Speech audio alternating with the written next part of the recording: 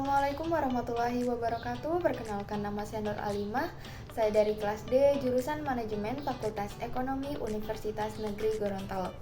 Dalam video ini saya akan menjelaskan mengenai apa itu hipotesis, jenis-jenis hipotesis, koefisien korelasi dan determinasi, analisis regresi linier sederhana dan berganda, serta bagaimana kita menginterpretasikan dan menarik kesimpulan hasil output analisis data di SPSS. Pertama, mari kita memahami apa itu hipotesis. Jadi, hipotesis adalah pernyataan yang menjawab rumusan masalah penelitian yang masih bersifat dugaan atau sementara dan harus diuji kebenarannya. Materi kedua yaitu jenis-jenis hipotesis. Dalam video ini saya akan menjelaskan dua jenis hipotesis, yaitu hipotesis alternatif dan hipotesis nol. Hipotesis alternatif adalah asumsi yang menyatakan ada hubungan, pengaruh, atau perbedaan antara dua variabel atau lebih yang sedang diuji. Hipotesis alternatif biasa dilambangkan dengan HA atau H1, sedangkan hipotesis nol adalah kebalikan dari hipotesis alternatif atau HA, yaitu asumsi yang menyatakan tidak ada hubungan, pengaruh, atau perbedaan antara dua variabel atau lebih yang sedang diuji. Hipotesis nol biasa dilambangkan dengan H0 atau HO.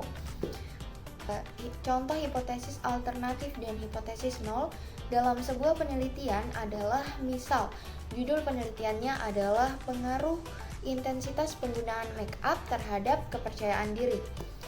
Hipotesis nolnya adalah tidak ada pengaruh intensitas penggunaan make up terhadap kepercayaan diri, sedangkan hipotesis alternatifnya atau HA-nya adalah terdapat atau ada pengaruh intensitas penggunaan make up terhadap kepercayaan diri. Baik, materi selanjutnya adalah one-tailed test dan two-tailed test. One-tailed test diartikan sebagai pengujian hipotesis satu arah.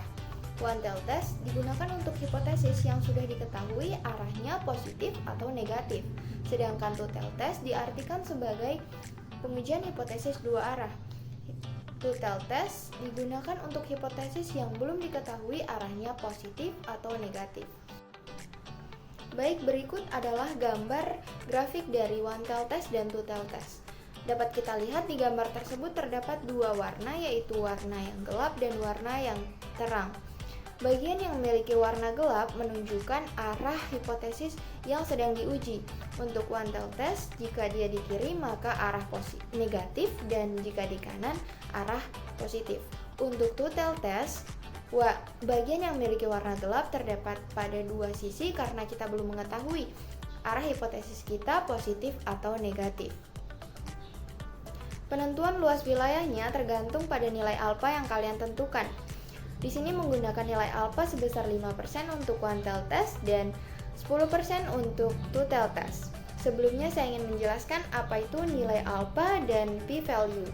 Nilai alfa adalah tingkat kesalahan maksimal yang dapat ditolerir oleh peneliti, sedangkan p-value adalah nilai kesalahan yang didapatkan oleh peneliti dalam penelitiannya. Yang pertama, untuk one-tailed test. Jika kita mendapatkan nilai p-value atau signifikan di atas 0,05, maka kita berada di daerah penerimaan HO. Sedangkan jika kita mendapatkan nilai p-value di bawah 0,05, maka kita berada di daerah penolakan HO. Dan untuk two-tailed test, jika kita menggunakan nilai alfa sebesar 10%, maka harus dibagi masing-masing sisi kiri dan sisi kanannya sama. Jadi masing-masing nilainya adalah 0,05. Jika kita ingin berada di daerah penolakan HO, maka nilai p-value dan nilai signifikan yang kita dapatkan harus di bawah 0,05. Koefisien korelasi dan koefisien determinasi adalah dua konsep yang terkait erat dalam statistika yang digunakan untuk mengukur hubungan antara dua variabel. Yang pertama, koefisien korelasi. Koefisien korelasi adalah ukuran statistik yang digunakan untuk mengukur sejauh mana dua variabel bergerak bersama-sama atau memiliki hubungan linier. Koefisien korelasi berkisar antara -1 hingga 1. Nilai plus 1 menunjukkan hubungan linier positif sempurna, sedangkan negatif 1 menunjukkan hubungan linier negatif sempurna. Jika koefisien korelasi mendekati 0, maka tidak ada hubungan linier yang jelas antara kedua variabel tersebut. Yang kedua, koefisien determinasi. Koefisien determinasi juga dikenal sebagai R-square, yaitu ukuran yang digunakan untuk menjelaskan seberapa baik variabilitas variabel independen dapat dijelaskan oleh variabel independen dalam model regresi. Koefisien determinasi berkisar antara 0 hingga 1. Nilai 0 menunjukkan bahwa variabel independen tidak menjelaskan sama sekali variabilitas variabel dependen. Sedangkan nilai 1 menunjukkan bahwa variabel independen menjelaskan semua variabilitas variabel dependen. Koefisien determinasi dapat diinterpretasikan sebagai presentasi variabilitas yang dapat dijelaskan oleh model regresi.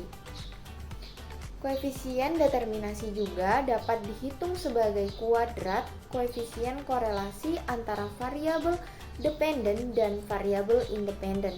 Berikutnya mengenai analisis regresi linier sederhana dan berganda. Pertama, analisis regresi linier sederhana, yaitu salah satu metode regresi yang dapat dipakai sebagai alat inferensi statistik untuk menentukan pengaruh sebuah variabel bebas atau independen terhadap variabel terikat atau dependen. Yang kedua adalah regresi linier multiples atau berganda, berfungsi untuk mencari pengaruh dari dua variabel atau lebih variabel independen atau variabel bebas terhadap variabel dependen atau variabel terikat.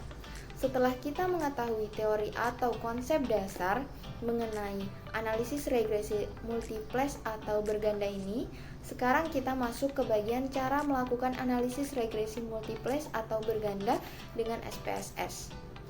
Sebagai contoh, kita ingin mengetahui apakah ada pengaruh variabel motivasi X1 sebagai X1 dan variabel minat sebagai X2 terhadap variabel prestasi sebagai Y.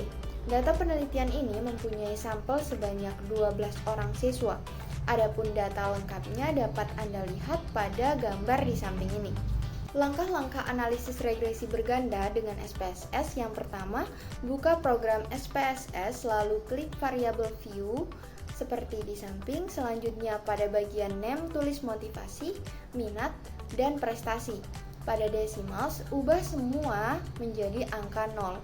Pada bagian label, tuliskan motivasi sebagai X1, minat sebagai X2, dan prestasi sebagai Y. Pada bagian measure, pilih scale, maka tampak di layar sebagaimana gambar di samping ini. Setelah itu, klik data view, lalu masukkan data motivasi X1, minat X2, dan prestasi Y yang sudah dipersiapkan tadi tampak di layar SPSS. Selanjutnya, dari menu utama SPSS, pilih Analyze, lalu Regression, lalu Linear. Kemudian muncul kotak dialog dengan nama Linear Regression. Masukkan variabel motivasi X1, minat X2 ke kotak independen. Kemudian masukkan variabel prestasi pada kotak dependen. Pada bagian method, pilih Enter, selanjutnya klik statistik. Pada bagian linear regression statistik, berikan tanda centang pada estimate dan model fit, kemudian klik continue. Langkah terakhir adalah klik OK, maka akan muncul output SPSS. Baik, kita masuk ke materi terakhir, yaitu bagaimana kita menginterpretasikan dan menarik kesimpulan hasil output yang kita dapatkan dari analisis data yang kita lakukan di SPSS. Dalam video kali ini saya akan menjelaskan tentang bagaimana menginterpretasikan dan menarik kesimpulan berdasarkan uji F dari analisis regresi linier berganda. Agar kita lebih mudah memahami uji F simultan dalam analisis linier berganda, maka kita akan membahasnya dalam contoh kasus yang sudah kita bahas sebelumnya. Adapun hasil output SPSS dalam analisis regresi berganda yang dimaksud adalah sebagaimana gambar berikut ini. Baik, sebelumnya saya ingin menjelaskan dasar pengambilan keputusan dalam uji F. Ada dua cara yang bisa kita gunakan sebagai acuan atau pedoman untuk melakukan uji hipotesis dalam uji F. Yang pertama berdasarkan nilai signifikasi dari output ANOVA. Yang pertama, jika nilai signifikasi lebih kecil dari 0,05, maka hipotesis diterima. Yang kedua, jika nilai signifikasi lebih besar dari 0,05, maka hipotesis ditolak. Yang kedua, berdasarkan perbandingan nilai F hitung dengan F tabel. Jika nilai F hitung lebih besar dari F tabel, maka hipotesis diterima. Dan sebaliknya, jika nilai F hitung lebih kecil dari F tabel, maka hipotesis ditolak. Berikut adalah interpretasi yang kita dapatkan dari hasil output yang kita dapatkan sebelumnya. Berdasarkan tabel output SPSS di samping, diketahui nilai signifikan adalah sebesar 0,000. Karena nilai signifikan 0,000 atau lebih kecil dari 0,05, maka sesuai dengan dasar pengambilan keputusan dalam uji F, dapat disimpulkan bahwa hipotesis diterima atau dugaan, atau dengan kata lain motivasi X1 dan minat X2 secara simultan berpengaruh terhadap prestasi. Berdasarkan tabel output SPSS di samping, diketahui nilai F hitung adalah sebesar 23,450. Karena nilai F hitung 23,450 lebih besar dari F tabel yaitu 4,10, maka sebagaimana dasar pengambilan keputusan dalam uji F dapat disimpulkan bahwa hipotesis diterima, atau dengan kata lain motivasi X1 dan minat X2 secara simultan berpengaruh terhadap prestasi atau Y.